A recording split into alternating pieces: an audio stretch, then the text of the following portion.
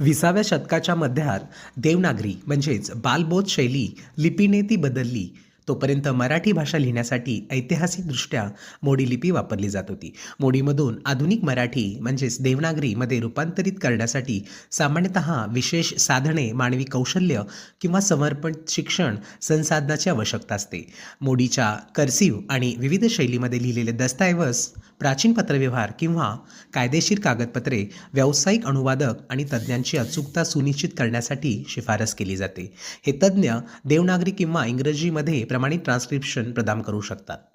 आज शाळेमध्ये मोडीची प्रात्यक्षिके करण्यात आली. तसेच मुलांना या मोडीविषयी आवड निर्माण व्हावी त्यासाठी काही लेखन सराव करण्यात आला.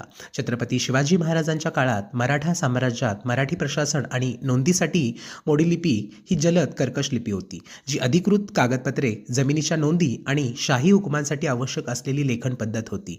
देवनागरीशी संबंधित असताना मोडी भाषेने वेग आणि गोपनीयता प्रदान केली. त्यांच्या राजवटीत कार्यक्षम प्रशासनासाठी विकसित झालेली शिवाजी युगातील शैली आजही अभ्यासल्या जाणाऱ्या विशाल ऐतिहासिक नोंदी जतन करून ठेवल्या आहेत.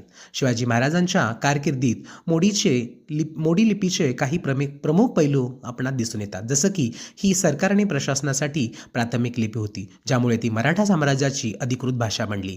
त्यानंतर वेग आणि कार्यक्षमता, त्याचाही कर्कश प्रवाही स्वभावामुळे लेखकांना जलद लिहिण्यासाठी सक्षम केले, जे दैनंदिन पत्रव्यवहार आणि लेखनांकासाठी अत्यंत महत्त्वाचे होते. त्यानंतर गुप्तता, त्याच्या अनोख्या स्वरूपामुळे महत्त्वाचे संदेश आणि गुप्त कागदपत्रे शत्रूंपासून लपवून ठेवण्यास मदत झाली आणि जे सहजपणे वाचू शकत नव्हते. शिवकालीन शैली, शिवाजी महाराजांच्या काळात शिवकालीन म्हणून ओळखली जाणारी एक वेगळी विकसित शैली उदयास आली, जी लिपीच्या उत्क्रांतीचा एक भाग बनली.